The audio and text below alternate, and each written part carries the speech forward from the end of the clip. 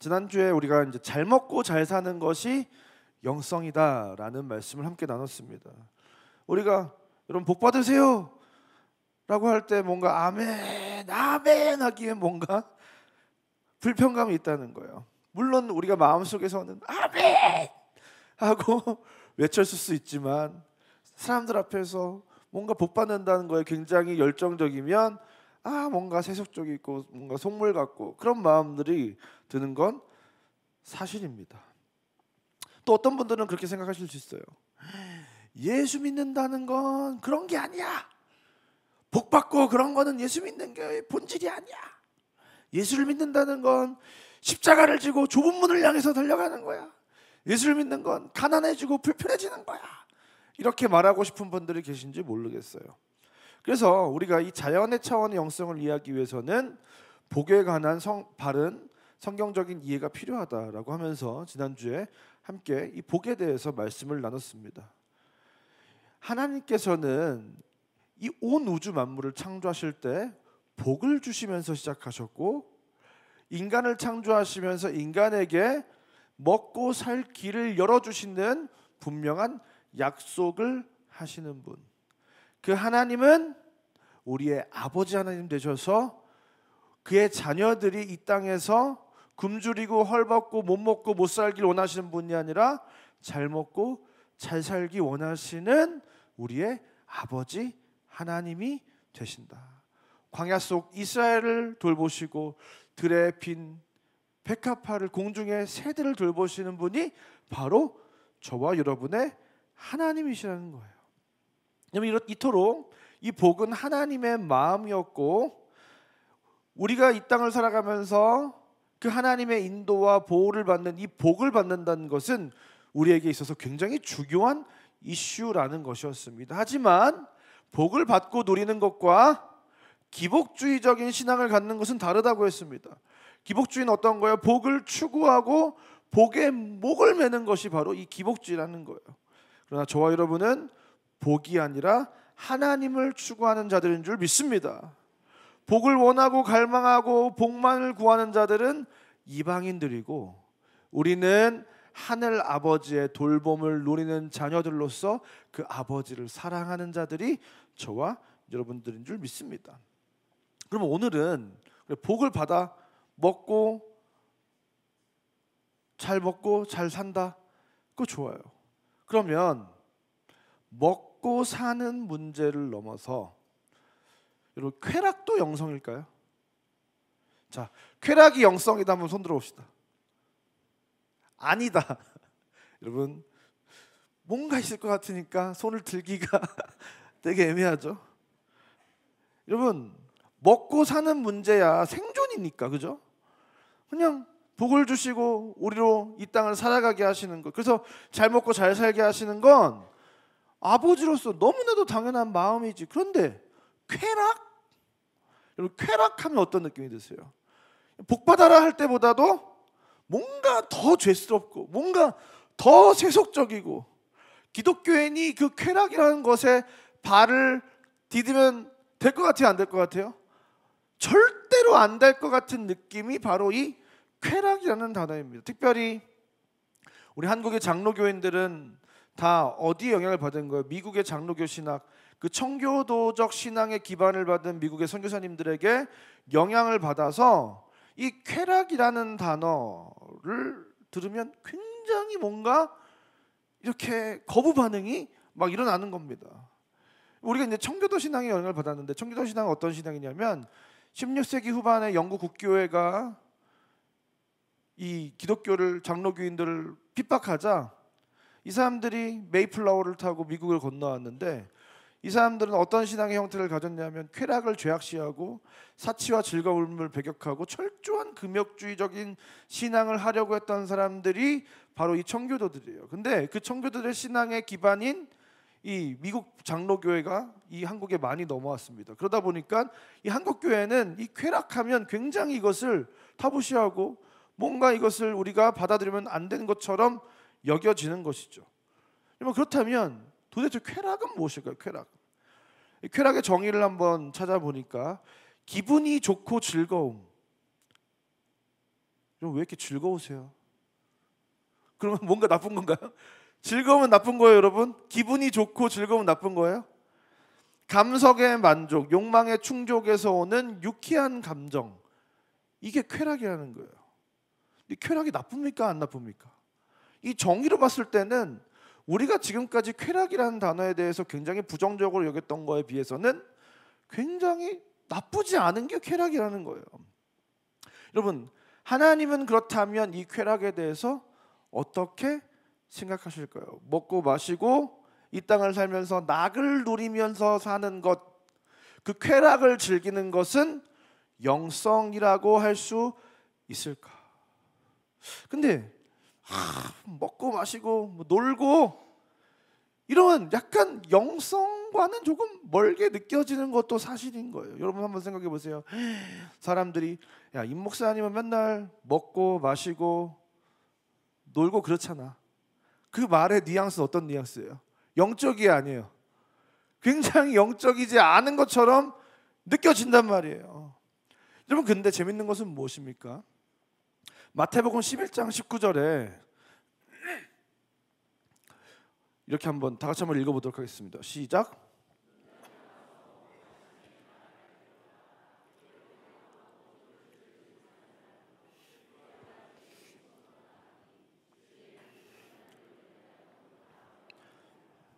우리가 굉장히 부정적이었잖아. 임 목사님은 맨날 먹고 마시고 논다라고 했을 때는 굉장히 부정적이었는데, 굉장히 그런 부정적인 어조로 사람들이 예수님에 대해서 평가를 하고 있습니다.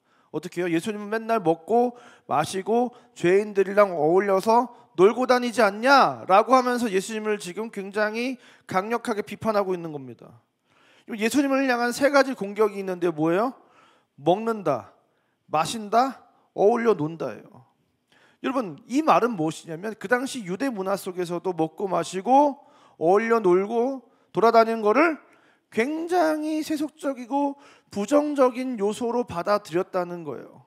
그래서 예수님을 공격하면서 사용한 이 단어가 무엇입니까? 먹기를 탐하고 포도주를 즐기는 사람이요라고 했어요. 먹기를 탐하고는 이 파고스, 영어로 글루텐인데요, 대식가, 식충이 이런 뜻을 가지고 있는 거예요.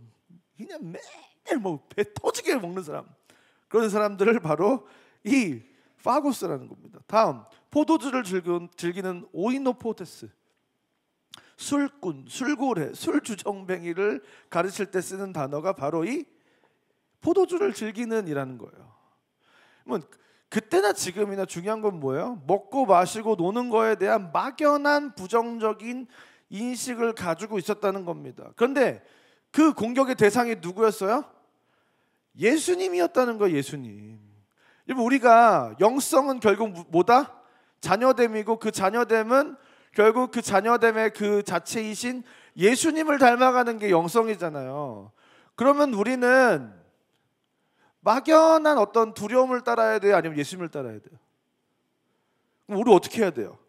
먹기를 탐하고 마시고 어울려 놀고, 이게 예수님이 그랬다는 거 아니에요, 여러분? 우리는 앞으로 뭔가를 생각할 때, 뭔가를 가치 판단을 할 때, 내 행동의 양식을 정할 때 어떻게 해야 되는 거예요? 내가 왜 그렇게 생각하고 있지를 점검해 봐야 되는 거예요.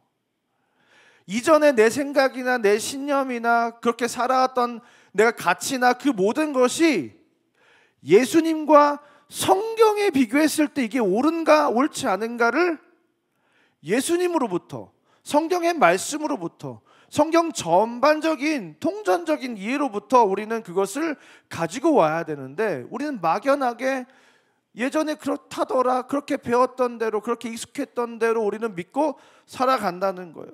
근데 중요한 거는 우리의 삶의 지향점이신 예수님을 사람들이 뭐라고 얘기했냐? 먹고 마시고 어울려 놀았다. 그걸 가지고 사람들이 비판을 했다는 거예요.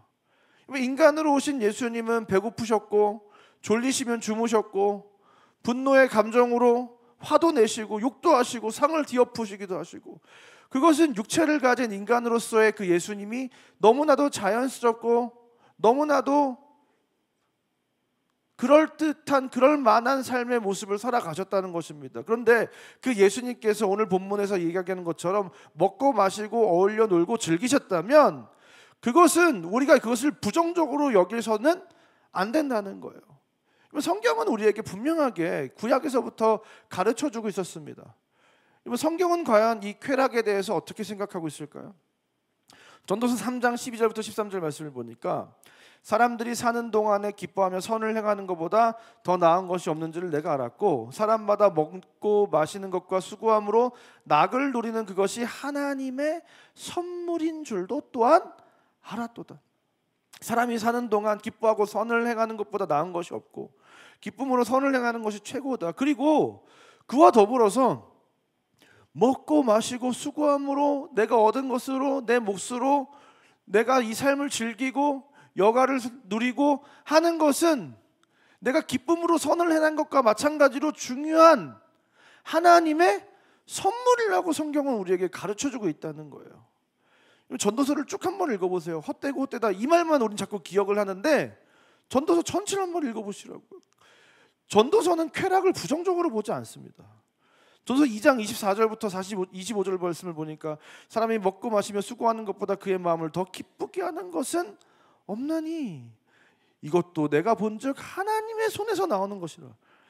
먹고 마시고 또 수고하는 것 그것은 다 하나님에게서부터 온 것이라는 거예요. 그러므로 이것은 선한 거라는 것입니다. 먹고 즐기는 일을 누가 나보다 더 해보았으리. 하나님은 그가 기뻐하시는 자에게는 지혜와 지식과 희락을 주시나. 여러분, 나 솔로몬보다 더 먹고 마시고 즐기는 것을 이렇게 극도로 해본 사람이 있습니까? 내가 다 해보니까 하나님은 그의 기뻐하는 자들에게 지혜와 지식과 희락을 주시는 분이십니다 라고 말하고 있는 거예요.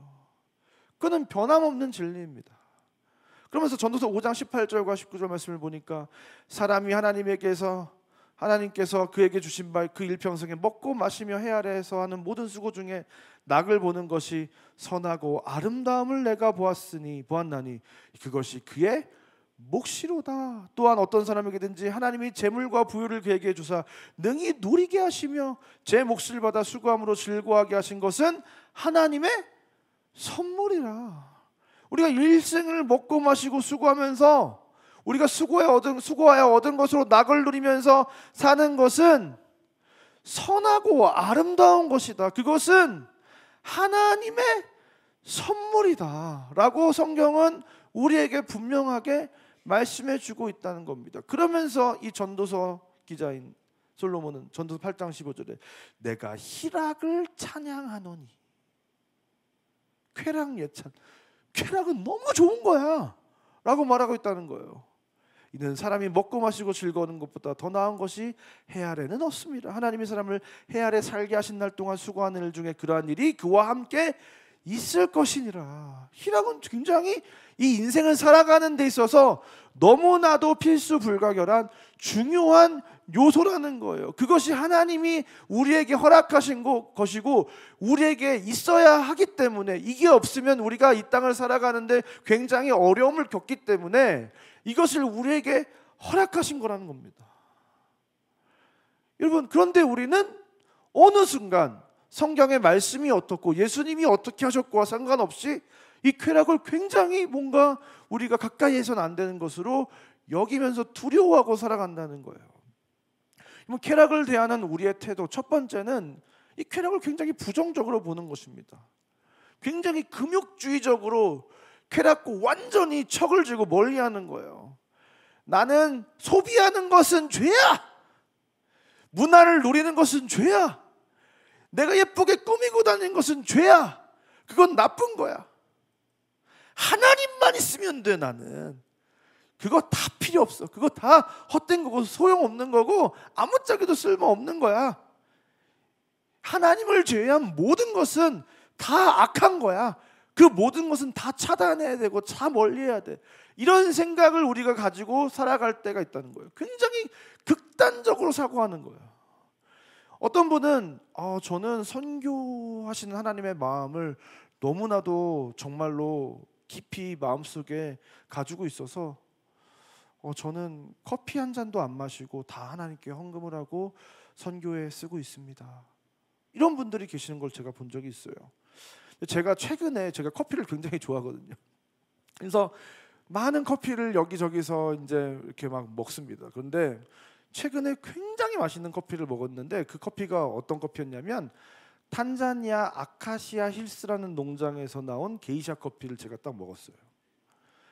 이 탄자니아 아카시아 힐스는 어디에 있는 거냐면 우리 조병훈 선교사님이 계시는 가라투 지역 그 선교 센터에서 차 타고 15분 20분만 가면 있는 그 커피 농장이 아카시아 힐스입니다.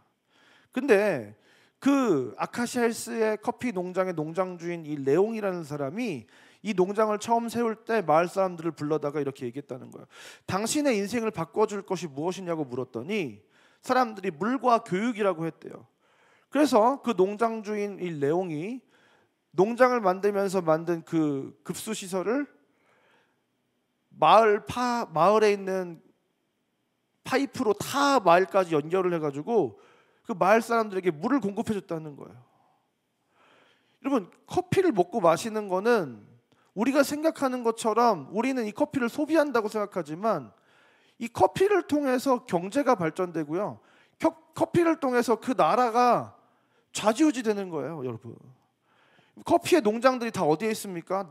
남아메리카, 아프리카 다 선교지에 있는 게 바로 이 커피 산지들이에요. 그 커피 산업을 가지고 경제가 발전하고 사람들이 먹고 사는 겁니다. 그 농장에서 일을 하면서 수익을 창출하는 겁니다. 그런데 우리가 선교를 해야 되는데 커피를 우리가 전 세계에 있는 기독교인들이 커피 다 안 마시고 선교를 하겠다는 게 말이 돼야 안 돼요? 말이 안 되는 거예요. 나는 세상 것에는 아무런 낙이 없고 아무런 재미를 못 느끼고 세상 것에서는 하나도 즐거움을 나는 느낄 수가 없다. 나는 오직 말씀만 좋고 기도만 좋고 찬양이 좋다. 전 선생님 어떠세요? 그러세요? 아니라고 대답을 해줬어요. 눈치가 빠르십니다. 여러분, 이 세상의 것, 하나님께서 만드신 이 자연을 포함한 일반 은총의 영역의 모든 것, 그 안에 있는 문화와 지식과 예술과 스포츠와 이 모든 것은, 이 모든 일반 은총의 영역은 어디로부터 온 거예요? 하나님으로부터 온 거예요. 근데 여러분, 이 모든 것이 하나님으로부터 왔는데 하나님으로부터 온 것에 나는 즐거움을 못 느껴. 이 말이 돼야 안 돼요? 굉장히 심각한 거예요, 여러분. 이게 여기서 즐거움을 못 느낀다는 것은 일반 능총의 영역에서 하나님을 감각하는 기능이 상실된 거예요. 영적인 어떤 촉수 하나가, 감각 하나가 상실된 거예요, 여러분. 영과 육, 자연과 신비, 세상의 즐거움과 영적인 즐거움은 그 모두가 하나님에게로부터 온 거라는 겁니다. 그 모든 것이 하나님으로부터 왔고 하나님께 속했고, 그래서 그것은 다 선하고 거룩하고 본질상은 하나다. 이걸 지금 계속 제가 여러분들에게 말씀드리고 있는 거예요. 이 세상의 것, 일반 은총의 영역도 하나님의 파편, 신의 파편이라는 거예요. 하나님에게서 나온 하나님의 어떤 부스럭이라는 거, 조각들이라는 거예요. 근데 이걸 느끼지 못한다? 이것은 영적인 감각 상실증이다라고 제가 얘기하고 싶다는 겁니다. 어떤 사람들은 굉장히 소극적인 태도를 보이게 되기도 합니다. 이 소극적인 기독교, 바로 이 청교도들도 마찬가지인데요. 박해와 탄압을 피해서 종교의 자유를 떠나서 미국으로 왔습니다. 그 신앙을 순수하게 지키고 스스로 깨끗하게 하기 위해서 엄격한 윤리 의식을 가지고 금욕주의적인 생활을 했어요. 그래서 신앙의 결단으로 저는 어느 한때에 우리가 뭐 금식을 하거나 세상을 멀리하거나 뭐 미디어를 멀리하거나 뭔가 할 수 있다고 생각을 해요. 뭔가 예전에 나시딘 서약을 하듯이 그렇게 살아갈 수 있다고 생각을 합니다. 근데 어떤 사람에게 하나님은 그걸 평생 하라고 하실 수도 있어요. 그런데 그것이 모두에게 그렇게 적용되거나 그렇지 않은 사람들에 대해서 굉장히 내가 더 우월감을 갖거나 무시하거나 비판할 수 없다는 것입니다. 성당의 신부님들은 어때요? 굉장히 소극적인 태도. 결혼을 안 하고 사시죠. 결혼을 하면 내가 죄를 지을 수 있기 때문에 나는 결혼을 하지 않는다.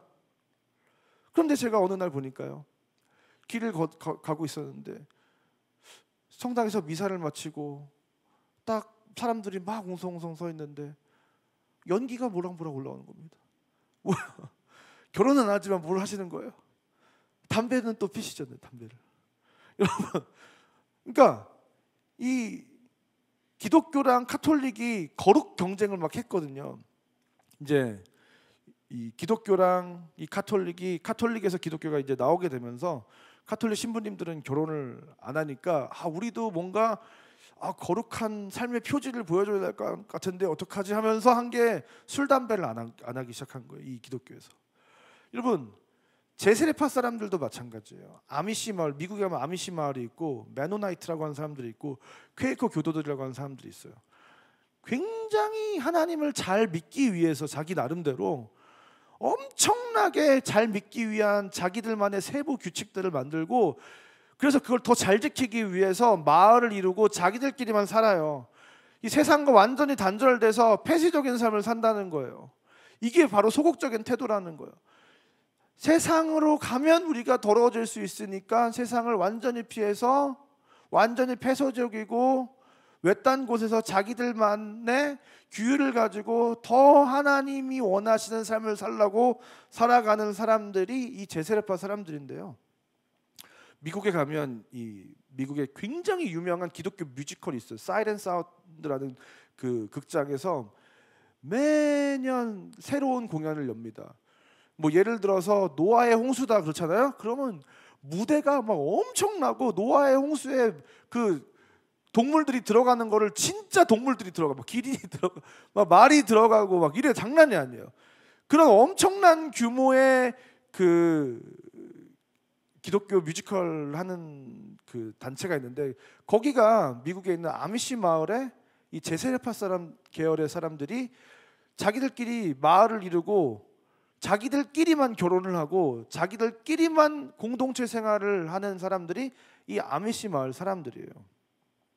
그래서 근데 결국 그렇게 살아가는 것이 나름 굉장히 열정적인 거잖아요. 나 하나님 잘 믿겠다고, 어떻게 하면 하나님을 더 잘 믿어볼 수 있을까 고민 가운데 세상과 단절해서 자기들끼리 살면서 더 말씀을 잘 지켜보려고 살아가는 그 마음 자체가 나쁜 건 아닌데, 근데 결국 그렇게 하면 세상에 그들이 어떤 영향을 미칠 수 있냐는 거예요.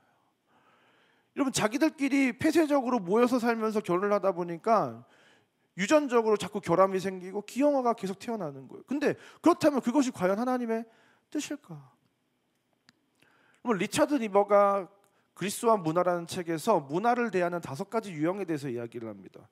첫 번째는 문화에 대립하는 그리스도, 문화에 속한 그리스도, 문화 위의 그리스도, 역설적 관계의 그리스도와 문화, 그리고 문화 번역자이신 그리스도. 이 5가지를 오늘 뭐 단언할 수는 없지만 우리는 과연 이 세상과 이 세상의 문화를 어떤 태도로 대해야 될 것인가? 문화와 적대시하고 문화와 싸울 것이냐, 아니면 문화와 타협해서 문화 속에서 그냥 들어가서 그냥 그 문화와 동화돼서 살 것이냐, 아니면 이 문화를 굉장히 두렵게 여기고 무시하거나 완전히 내 삶을 차단시켜서 폐쇄적인 공동체 생활이나 수도원 생활이나 이런 거 하면서 나를 거룩해 지키려고 노력을 할 것이냐, 아니면 마지막 문화를 다스리고 정복할 것이냐. 근데 어거스틴과 칼빈은 마지막 문화 번역자이신 그리스도의 모델을 따랐다는 거예요. 우리가 문화가 두려워서 문화와 단절되고 거리를 두거나 문화와 무조건적으로 막 적대시하고 싸우거나 문화를 무시하고 관망하거나 이게 아니라, 우리는 그리스도인들은 문화 안으로 적극적으로 들어가서 문화를 다스리고 변화시키는 것이 문화를 마주하는 그리스도인들의 올바른 태도라는 겁니다. 그러니까 우리는 자꾸 뭔가 이거를 소극적으로 단절시키고 이거를 최대한 그냥 멀리해서 나의 거룩을 지키려고 하는 소극적인 태도를 가지고 있다는 거예요. 노는 건 하나님이 싫어하셔, 쉬는 건 죄악이야, 이렇게 생각을 하면서 살아가는데, 이 태도는 어떤 태도인 거예요? 굉장히 소극적 태도의 문화를 대하는 자세라는 겁니다.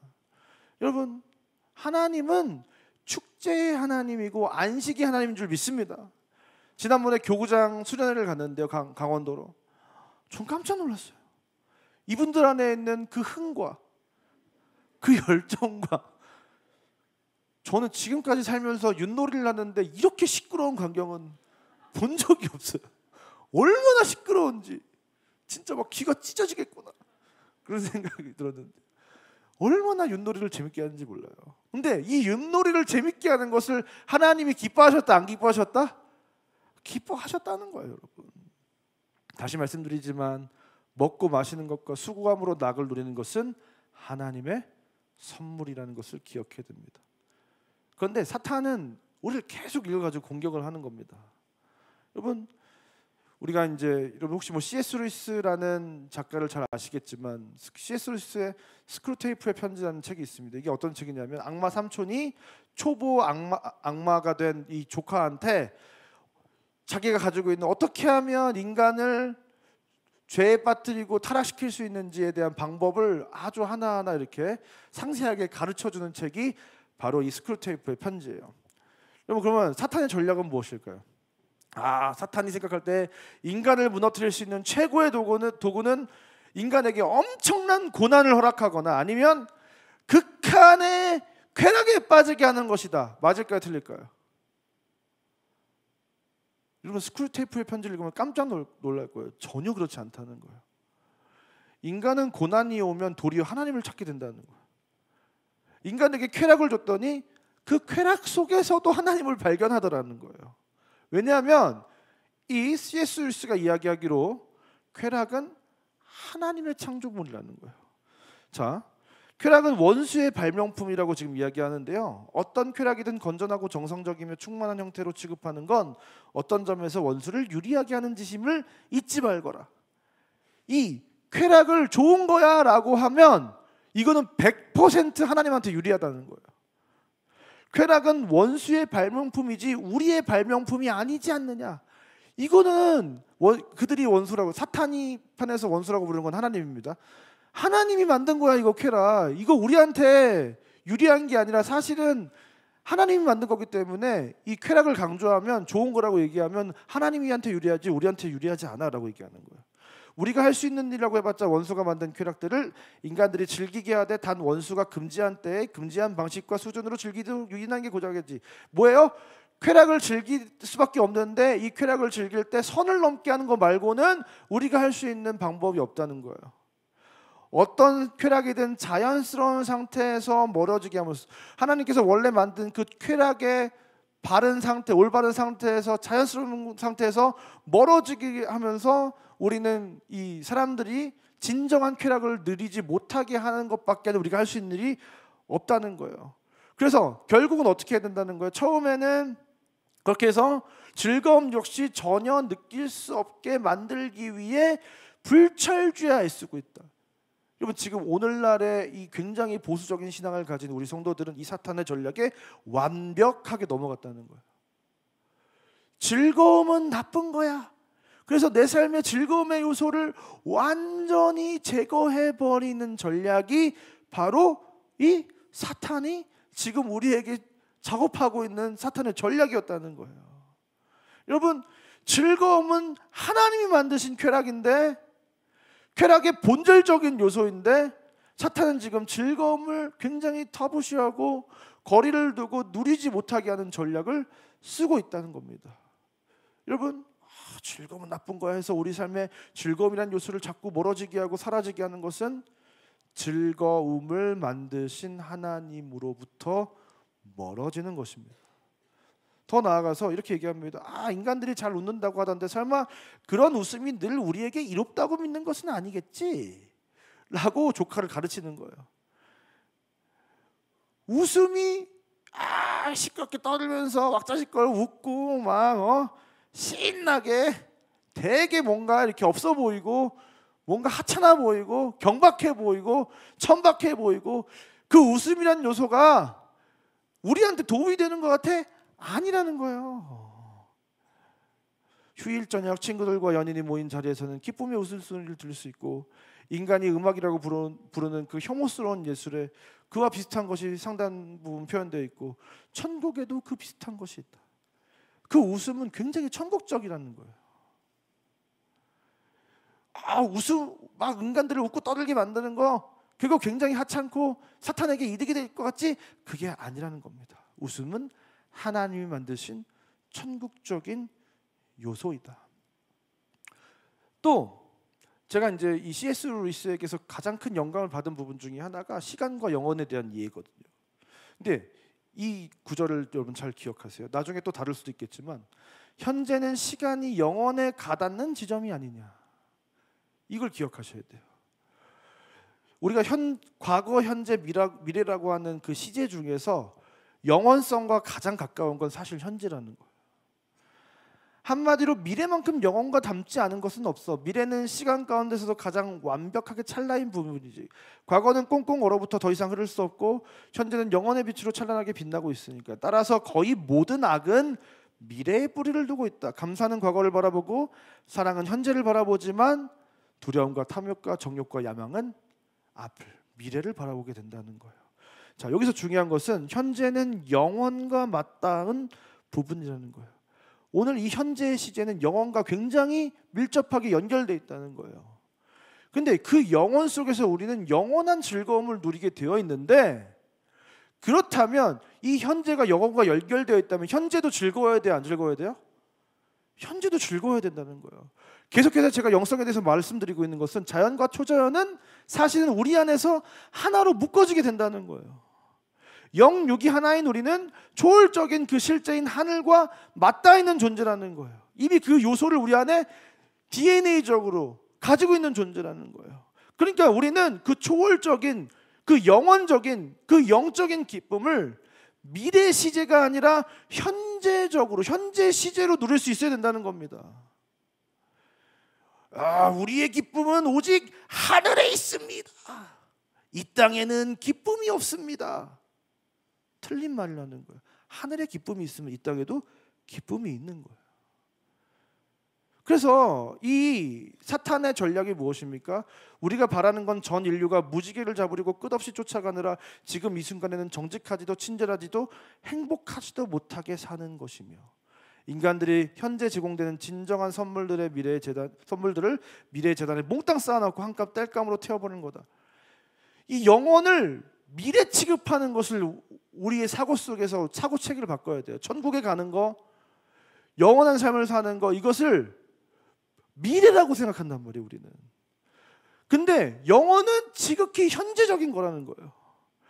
우리는 나중에 천국에 가면 영원한 삶을, 영원한 행복을, 눈물 없는 그곳에서 즐거움을 누리게 될 것이니까, 지금은 우리가 이 땅을 살면서 그 즐거움을 참고 유보하고 희생하면서 살아야 돼라는 말은 본질적인 차원에서 말이 안 맞는 말이라는 거예요. 우리가 선택적으로, 한시적으로 어떠한 목적을 가지고 그 기간 동안 희생하고 즐거움을 유보하는 삶을 살 수 있지만, 금식을 할 수도 있고 미디어 금식을 할 수도 있고, 우리가 때때로 삶에서 어떤 시간을 하나님께 드릴 수도 있지만, 무조건적으로 즐거움과 기쁨을 누리는 것을 죄악시하는 것은 하나님을 향한 엄청난 오해이고, 그것은 복음이 훼손된, 오염된 복음을 누리는 것이라는 것을 우리는 기억해야 될 줄 믿습니다. 어떤 사람은 이렇게 얘기합니다. 하나님의 나라는 먹고 마시는 것이 아니요.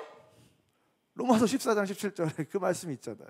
하나님의 나라는 먹고 마시는 것이 아니요. 14장 전체를 읽고 오셔야 돼요. 먹고 마시는 것이 아니라고 할 때, 그 먹고 마시는 것이 아니라는 것은 우상의 재물에 대해서 얘기하는 가운데 나온 말이지, 먹고 마시지 말라는 얘기가 아니에요. 하나님의 나라는 뭐예요? 오직 성령 안에 있는 의와 평강과 쾌락이라. 이거예요, 쾌락이라. 오늘 이 시간 저와 여러분 가운데 이미 하나님의 나라가 임한 줄 믿습니다. 하나님의 나라는 근데 뭐라고요? 의와 평강과 희락이라. 하나님의 나라가 지금 이곳에 임했다면 지금 이곳에 희락이 있어야 될 줄 믿습니다. 물론 이 낙을 누린다는 것은 굉장히 위험한 요소이긴 해요. 그 낙을 변질시키는 것이 사탄의 주요 임무이기도 합니다. 막 우리가 뭐 복을 누리고 막 낙을 막 누리면서 살겠다는 게 막 절제하지 못하고 그 선을 넘고 막 마약을 하고 막 술에 막 이렇게 취해가지고 막 해롱해롱 돼서 막 돌아다니고, 그런 막 자극적이고 선정적이고 막 폭력적인, 더 나아가서 무엇이든지 어떤 좋은 것이라도 중독적인 그런 즐거움을 누리려는 건 아니죠. 그러나 여러분들이 사랑하는 사람과 먹고 마시고 시간을 보내고 건전한 오락과 여가를 즐기는 것은 하나님으로부터 온 하나님 나라의 것이고 그것은 선한 것이라는 것, 그것을 여러분들이 기억하시기를 주님으로 축원드립니다. 그런데 우리는 거기서 늘 실패해요. 그 하나님께서 주신 희락을 하나님이 정하신 만큼 선하게 이용하는 것에 우리는 거의 99% 실패합니다. 전도서 기자도 그러니까 내가 다 해봤는데 좋은 건데 이 절제가 안 되고 힘들더라 이 얘기를 하는 거예요. 전도서 2장 10절에 무엇이든지 내 눈이 원하는 것을 내가 금하지 아니하며 무엇이든지 내 마음이 즐거워하는 것을 내가 막지 아니하였으니 이는 나의 모든 수고를 내 마음이 기뻐하였습니다. 이것이 나의 모든 수고로 말미암아 얻은 몫이로다. 그 후에 내가 생각해 본 전 내 손으로 한 모든 일과 내가 수고한 모든 것이 다 헛되어 바람을 잡는 것이며 해 아래서 무익한 것이로다. 내가 즐겁게 행복하게 누리면서 내 맘대로 다 하고 살았다는 거예요. 그것이 내 수고의 대가였고 그것은 원래 선한 것이고, 그런데 어느 순간 그것이 다 헛되고 무익한 것이 돼버렸다는 거예요. 왜요? 선을 넘었기 때문에. 우리는 이 즐거움과 낙을 누릴 때 그 낙을 노리는 기준과 더 나아가서 우선순위와 그것을 절대로 잊지 말아야 된다는 거예요. 성경에서 죄라고 말하는 건 절대로 즐기면 돼요, 안 돼요? 안 되는 거예요. 창세기가 이렇게 정확하게 우리에게 가르쳐 주는 거예요. 여호와 하나님이 그 사람에게 명하여 이르시되 동산 각종 나무의 열매는 내가 임의로 먹되 선악을 알게 하는 나무의 열매는 먹지 말라. 내가 먹는 날에는 반드시 죽으리라 하시니라. 각종 열매는 임의로 내 마음대로 마음껏 즐겨도 상관이 없다는 거예요. 누려야 할 것, 하나님께서 주신 누려야 될 것, 일반 은총의 영역 다 누려도 된다는 거예요. 그런데 선악과를 먹으면 죽는다는 거예요. 안 되는 건 안 된다는 겁니다. 근데 우리는 그 안 되는 게 너무 좋은 거예요. 그 안 되는 거가 자꾸 눈에 보이고 그것이 못 먹게 하니까 더 먹고 싶고 더 하고 싶고, 그런 갈망이 우리 안에 자꾸 생기는 겁니다. 더 나아가서 지난주에 말씀드렸던 죄가 아닌 것이라고 할지라도 중독이 되면 안 된다는 거예요. 사용할 것을 경배하고 경배할 것을 사용하는 것이 우상숭배라고 했습니다. 하나님께서 사용하라고 주신 것조차도 이것이 경배의 대상이 되고, 내가 이게 없으면 막 큰일 날 것처럼 막 절절매면서 이것을 막 내가 모시고 산다? 그거는 절대로 낙을 누리는 바른 모습이 아니다.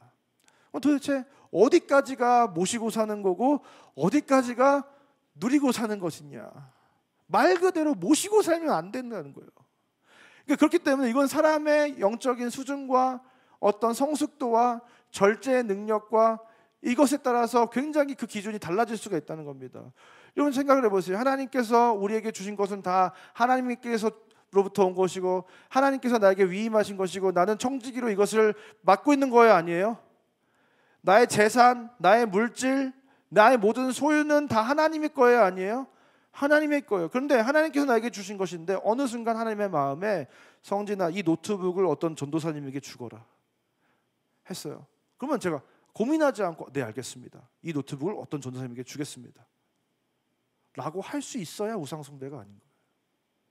이게 내 거고 이거 너무 소중하고 나 이거 남한테 못 주는데, 그거는 진짜 내가 낙을 잘 누리고 있는 모습은 아니라는 거예요. 여러분 상상을 해봅시다. 우리가 힘들게 벌어서 어렸을 때부터 내 드림카였던 무슨 차가 있어요? 포르쉐 뭐를 샀다. 내가 진짜 평생을 모아가지고 은퇴하면서 다 포르쉐를 샀다. 하나님이 갑자기 그 포르쉐를 누구에게 주어라, 아니면 그걸 팔아서 교회에 헌금을 해라 라고 했습니다. 줄 수 있어요, 없어요? 없잖아요. 그냥 이게 내 거고 내가 움켜 잡아야 되고 그거는 내가 진짜 누리는 건 아니라는 거예요. 어떤 측면에서 제가 진짜 평생 카메라를 사는 게 소원이었는데 카메라를 사게 된 적이 있다고 말씀드렸잖아요. 진짜 그 돈을 다 끌어 모아다가 막 근데 하나님께서 어느 날 이 카메라를 팔아서 선교 가는 친구에게 플로잉을 하라고 했을 때 제가 그 약속을 지켰다고 했다고 해서 못했다고 했잖아요. 그럼 이거 뭐예요? 이거는 내 우상인 거죠. 우상. 여러분 분수에 맞지 않게 영끌에서 얻은 것은 우리의 우상일 가능성이 99.9%입니다. 당분간 하나님께서 어느 날 당분간 드라마 시청 금지, 당분간 야구장 직관 금지, 야구 시청 금지, 당분간 골프 금지 이런 말씀을 하나님이 여러분들에게 하셨다고 하세요. 막 손이 떨려. 막 리모컨 어딨지? 막 이런 마음이 들고 막 금단 현상이 막 그걸 안 하는 게 내 영역에 영향을 미치고 있다면 그건 중독이죠. 여러분 관용을 베풀기 어려운 정도의 애착과 중요도. 누가 내 차를 긁었어요. 그 순간 내가 이거를 산지 일주일밖에 안 됐는데 하면서 화가 머리끝까지 차오르면서 그 사람을 향한 분노와 저주의 마음이 막 여기까지 올라온다. 그럼 어떻게 되는 거예요? 그거는 어떤 측면에서 우리가 하나님께서 사용하라고 주신 것에 대해서 정말로 이것이 내가 잘 이것을 누리고 있는 것인가? 여러분 사도 바울의 일체의 비결처럼 없으면 없는 대로 만족하고 있으면 또 행복하게 누릴 수 있어야 된다는 거예요. 근데 그것을 하나님이 가져가시면 가져가시는가 보다. 또 없으면 없는 대로 누리고 하나님께서 또 주시면 있는 대로 누릴 수 있어야 된다는 거예요. 근데 그게 없어지면 막 큰일 날 것처럼 내가 그걸 소유하고 얻은 그것이 막 손상이 되거나 뭔가 문제가 생기면 큰일 날 것처럼 막 화가 나고 내 감정이 그 사람을 향한 미움과 분노와 원망을 갖게 된다.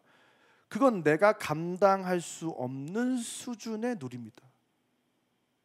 그러니까 우리가 어떻게 돼요? 더 많이 누리려면 어떻게 해야 돼요? 더 큰 사람이 돼야 됩니다.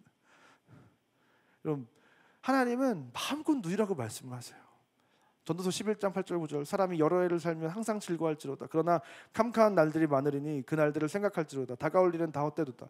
청년이여 내 어린 때를 즐거워하며 내 청년의 날들을 마음에 기뻐하여 마음에 원하는 길들과 내 눈이 보이는 대로 행하라. 그러나 하나님이 이 모든 일로 말미암아 너를 심판하실 줄 알라. 정확하게 얘기하거든요. 여러 해를 살려면 오래 살려면 즐거움은 필수적이라는 거예요. 여러 해를 살면 항상 즐거워할지로다 말씀은 우리가 장수하기 위해서는 즐거워야지 안 즐거우면 오래 살 수 없다는 얘기거든요. 그만큼 즐겁게 사는 것은 중요한 거예요. 그러면서 너가 어린 때를 즐거워하고 그 날들의 마음에 기뻐하여 즐기면서 네 마음대로 한번 살라는 거예요. 원하는 대로 살고 눈에 좋은 대로 한번 행하면서 살아보라는 거예요. 그러나 내가 한 모든 선택에는 하나님의 심판도 반드시 있을 거라는 것을 우리가 유념하고 기억해야 된다는 것입니다. 여러분 여기서 우리가 더 중요하게 기억해야 될 사실은 무엇입니까? 누리고 사는 것이 나쁜 것이 아니고 굉장히 좋은 것인데 더 좋은 게 있더라는 거예요. 시편 16장 8절부터 11절 말씀 보니까 내가 여호와를 항상 내 앞에 보시며 그가 나의 오른쪽에 계심으로 내가 흔들리지 아니하리로다. 이러므로 내 마음이 기쁘고 나의 영도 즐거워하며 내 육체도 안전히 살리니 주께서 생명의 길을 내게 보이시리니 주의 앞에는 충만한 기쁨이 있고 주의 오른쪽에는 영원한 즐거움이 있나이다. 아멘. 근데 우리는 어떻게 살아가는 거예요? 내가 핸드폰을 항상 내 앞에 보시며 핸드폰이 내 오른편에 있으므로 내가 불안하지 아니하리로다. 그러므로 내 마음이 기쁘고 내 영도 즐거워하며 잘 살리니 핸드폰은 나에게 생명의 길을 보이시며 유튜브에는 충만한 기쁨이 있고 영원한 즐거움이 있나이다 하면서 살아가잖아요. 그런데 우리는 하나님을 항상 내 앞에 모시고 그 하나님이 내 든든한 버팀목이 되어주시고 나는 하나님으로 인해서 기쁘고 하나님으로 인해서 내 삶은 안전하고 나는 하나님을 떠날 수가 없습니다라고 고백할 수 있어야 하는 줄 믿습니다. 시편 16편 2절부터 3절 말씀을 보니까 내가 여호와께 아뢰되 주는 나의 하나님이 주님이시오니 주밖에는 나의 복이 없다 하였나이다. 땅에 있는 성도들은 존귀한 자들이니 나의 모든 즐거움이 그들에게 있나이다. 땅에 있는 성도들은 존귀한 자들이니 나의 모든 즐거움이 그들에게 있다. 하나님에게 있어서 땅에 있는 성도들, 하나님의 최고의 기쁨, 최고의 만족은 저와 여러분이라는 거예요. 그런데 시편 기자의 고백은 또 뭐야? 주는 나의 하나님이시오니 주밖에는 나의 복이 없다 하였나이다. 이게 시편 기자와 하나님과의 관계고 저와 여러분과의 하나님의 관계가 될 줄 믿습니다. 서로가 서로에게 절대적이고 절대 의존적인 그 사랑의 관계를 맺어서 그래서 그 대상이 나의 모든 만족의 최우선인 우선순위가 되는 것, 내가 누릴 수 있는 인생의 가장 궁극적인 쾌락이 하나님이 되는 것, 그것이 바로 저와 여러분이 누려야 할 가장 궁극적인 쾌락인 줄 믿습니다. 그래서 존 파이퍼가 이렇게 얘기합니다. 크리스천 헤도니즘이라고 해서 기독교 쾌락주의를 주장하는 거예요. 당신이 하나님을 가장 만족할 때 하나님은 가장 영광 받으십니다. 다른 것을 만족하지 말라는 얘기 아니라 가장 만족하는 건 하나님이어야 된다는 거예요. 하나님은 우리가 다른 무엇에 만족하는 상태가 아니라 하나님으로 인해서 가장 만족하는 우리를 보실 때 가장 영광 받으시고 가장 기뻐하신다는 것입니다. 우리에게 하나님이야말로 최고의 쾌락의 대상이어야 한다고 말하는 것이 바로 존 파이퍼의 크리스천 헤도니즘이에요. 기독교 쾌락주의. 여러분 시간이 굉장히 많이 가서 굉장히 지금 그런데요. 죄송합니다. 여러분 한 가지만 말씀드리고 설교를 마치겠습니다. 우리는 곧 휴가철을 앞두고 있습니다. 여름에 휴가를 가십니다. 휴가 가서 즐거워하고 누리고 여가를 누리고 안식하고 해수욕도 하시고 뭐 다 좋아요. 근데 가서 우리가 성경 말씀 한 구절도 안 읽고 하나님 야 휴가다 다 잊자. 그리고 다 잊자에 하나님도 포함. 그래서 뭐 큐티고 뭐고 그냥 여러분 주일을 껴서 요즘 휴가 많이 가시잖아요. 이해합니다. 근데 주일을 껴서 휴가를 갔는데 휴가지에서 교회를 찾아서 예배를 드리지 않는다. 이거는 그 휴가가 나의 우상인 거예요. 여러분 주일을 껴서 휴가를 가실 때 행성지가 정해지면 내가 가야 할 그 장소에 어떤 교회를 가야 되는지를 찾는 게 여행 준비의 1순위가 돼야 될 줄 믿습니다. 여행에서 먹고 마시고 즐기고 이거 나쁜 게 아니라는 거예요. 근데 주일날 됐는데 내가 하나님을 만나서 하나님을 예배하는 것보다 여행에서 즐기고 먹고 마시고 즐기는 게 더 우선이면, 근데 우린 안 그래도 진짜 겨우 2박 3일 빼서 왔는데 왔다 갔다 하루하루 딱 주일 하루 노는데 예배는 집에 가서 온라인으로 봐야 되겠다. 근데 그것은 우리가 쾌락을 즐기는 게 아니라 쾌락을 하나님보다 더 숭배하는 것이죠. 목사님 주일 빠지고 저 휴가 갑니다. 잘 다녀올게요 라고 인사하고 가시는 분들도 물론 없지만 결국 말도 안 하고 다 가면서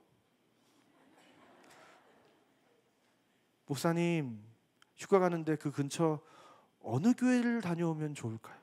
하는 사람은 한 명도 없더라는 거예요. 목사님 이번에 휴가를 가는데 제가 가서 어떤 책을 어떤 신앙서적을 한 권 읽고 오면 좋을까요? 제 삶에 이런 문제 어려움 속에 있는데 우리 성경 66권 중에 어떤 성경을 제가 한 권 읽고 오면 제 영혼이 치유가 되겠습니까? 그런 성도가 나타나시기를 주님으로 축원드립니다. 문제는 쾌락이 아니라 쾌락을 숭배하는 것입니다. 우리는 하나님이 주신 것들 안에서 감사로 그것들을 즐거워하고 누릴 줄 알아야 하는 줄 믿습니다. 그러나 그것이 절대적이거나 그것이 없으면 큰일 날 것 같은 쾌락을 모시는 숭배하는 것이 돼서는 안 될 줄 믿습니다. 무엇보다 우리는 하나님을 가장 즐거워하고 하나님이 내 삶에 없어서는 안 될 쾌락이 되어야 될 줄 믿습니다. 사랑하는 상국의 성도 여러분, 하나님은 여러분들이 행복하기를 원하십니다. 여러분들이 먹고 마시고 춤추고 노래하고 잘 놀길 원하시는 줄 믿습니다. 그렇게 이 고된 세상 흥을 즐기고 낙을 누리면서 스트레스를 다 날려버리기를 원하시는 분이 저와 여러분의 하나님이세요. 그렇기 때문에 우리는 이 하나님이 주신 쾌락을 너무 죄악시하거나 등한시하는 우리를 보면서는 안 됩니다. 또한 지나치게 영적인 즐거움만을 추구하는 영지주의적 신앙에 빠져서도 안 됩니다. 그러나 가장 중요한 것은, 여기서 우리가 반드시 기억해야 될 것은, 우리의 최고의 쾌락의 대상은 누구여야 한다? 우리 하나님이셔야 한다는 것을 우리가 잊지 않으시는 저와 여러분 되시기를 주님의 이름으로 축원드립니다. 시간 다 같이 자리에 나셔서 함께 찬양했으면 좋겠는데요.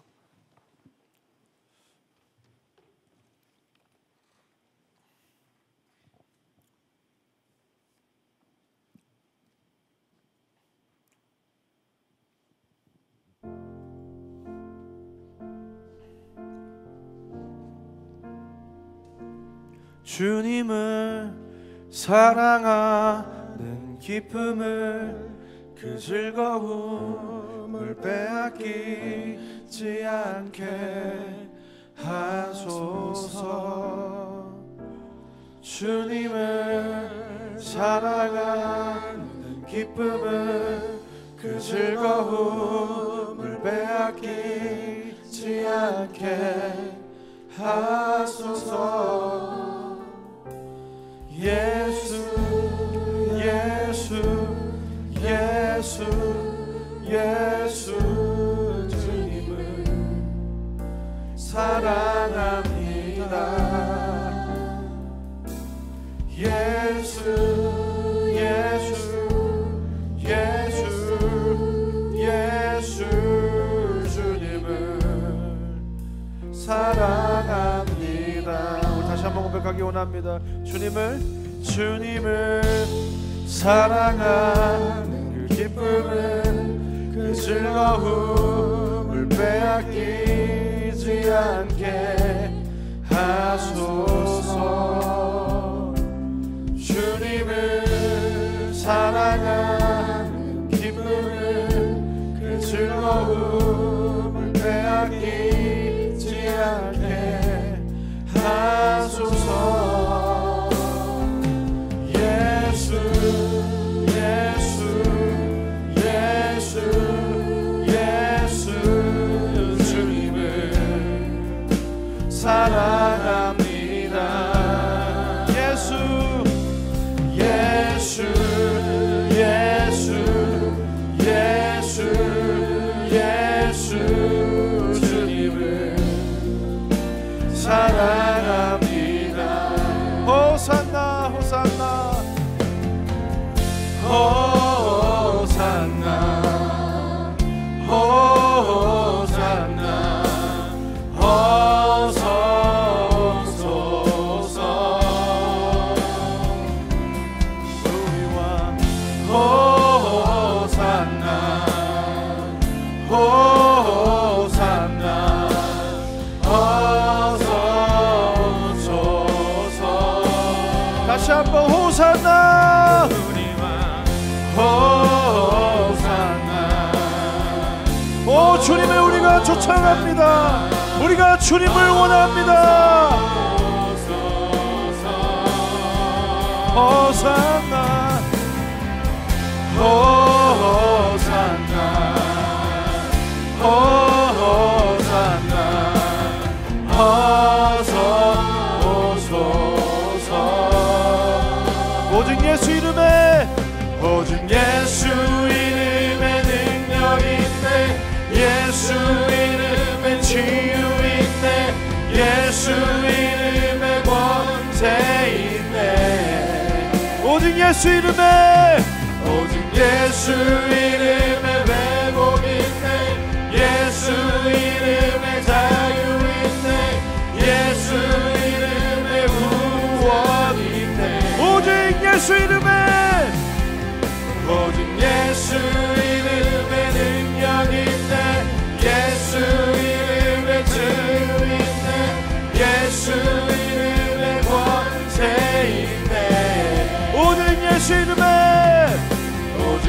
예수 이름은 회복인데 예수 이름은 자유인데 예수 이름은 구원인데 예수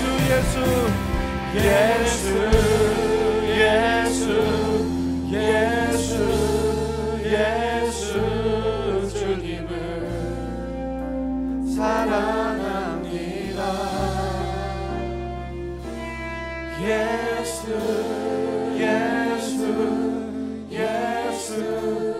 예수 주님을 사랑합니다. 지금 한번 기도했으면 좋겠는데, 주님, 우리가 어디 가서 좋은 걸 먹고 좋은 걸 보고 좋은 걸 할 때 생각나는 사람이 있습니까? 아마 그것은 우리가 가장 사랑하는 사람들, 부모님, 나의 아내, 우리의 자녀들일 것입니다. 그 즐거운 낙을 누리는 순간에도 우리는 떠오르는 사람들이 있습니다. 여러분, 우리가 무엇을 하든지 하나님이 떠오르는 사람들이 되시길 주님으로 축원드립니다. 하나님이 이걸 만드셨구나, 하나님이 이것을 나에게 공급하셨구나. 우리는 언제나 그 하나님과 뗄래야 뗄 수 없는 그 사랑의 관계를 맺어가야 되는 줄 믿습니다. 이 시간 한번 기도할 때, 주님, 우리가 그 주님을 사랑하는 마음을 잃어버리지 않고 빼앗기지 않게 하여 주시옵소서. 그래서 주님 안에서 참 기쁨과 만족을 누리되 주님께서 허락하시는, 주님께서 우리에게 누리도록 허락하시는 것들을 건강하게 선용하며 그 즐거움으로 기뻐하는 우리가 되게 해달라고 이 시간 다같이 주님의 이름으로 기도하겠습니다. 주여, 오 살아계신 하나님 감사합니다. 하나님, 오늘도 우리를 이곳으로 불러 모아주셔서 우리로 그 하나님을 누리며 살아가는 인생, 그 하나님 우리 인생의 최고의 쾌락이 되는 인생을 살아가게 하시는 하나님 참 감사합니다. 하나님, 우리 인생 가운데에 그 하나님이 우리 인생의 최고의 쾌락이 되기 원합니다. 하나님, 그 하나님이 우리의 모든 것이 되기 원합니다. 그런데 그 하나님께서 우리에게 허락하신 것들을, 누리라고 베풀어 주신 것들을, 우리가 하나님께서 받은 그 선물들을 또한 잘 선용하는 인생들이 되기 원합니다.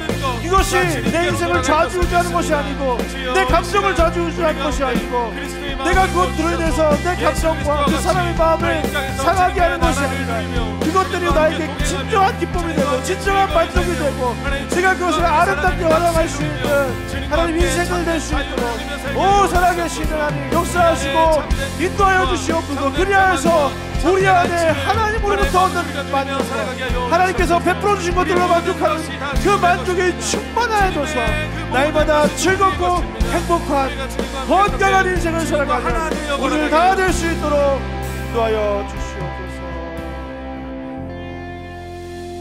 우리 한번 자리에 앉으시면서 이렇게 고백해 봅시다.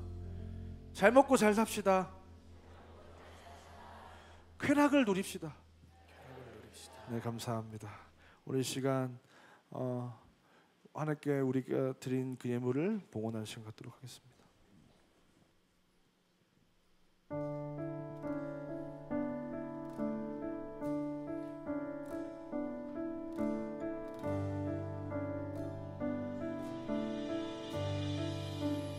나 오직 주만 원해요. 꿈을 이루는 것보다 내가 원했던 모든 것보다 주 더 알기 원해. 난 주의 것, 주 나의 것, 비밀한 사랑 나 가졌네. 주의 눈을 보며 나 영원히 기쁨을 누리네. Give me Jesus,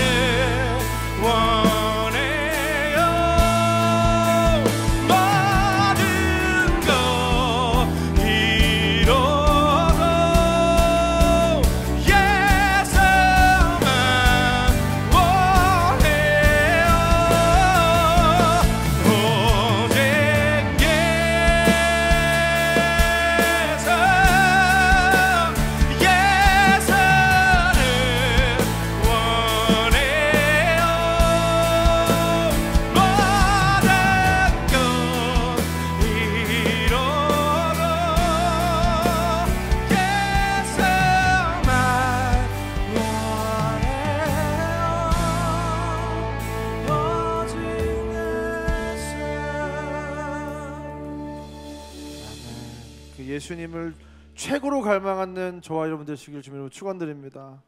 기도하겠습니다. 사랑하는 하나님 참 감사합니다. 하나님 우리를 너무나도 사랑하셔서 이 세상을 창조하시고 세상의 모든 만물들을 우리에게 허락하시고 우리에게 그 모든 것들을 사용하고 누리게 하시는 그 하나님의 은혜에 너무나도 감사드립니다. 그런데 우리는 하나님께서 그 사용하라고 주신 것들, 우리에게 선물로 주신 것들을 너무나도 사랑하고 하나님보다 더 사랑했던 그 연약한 우리의 모습을 하나님 용서하여 주시옵소서.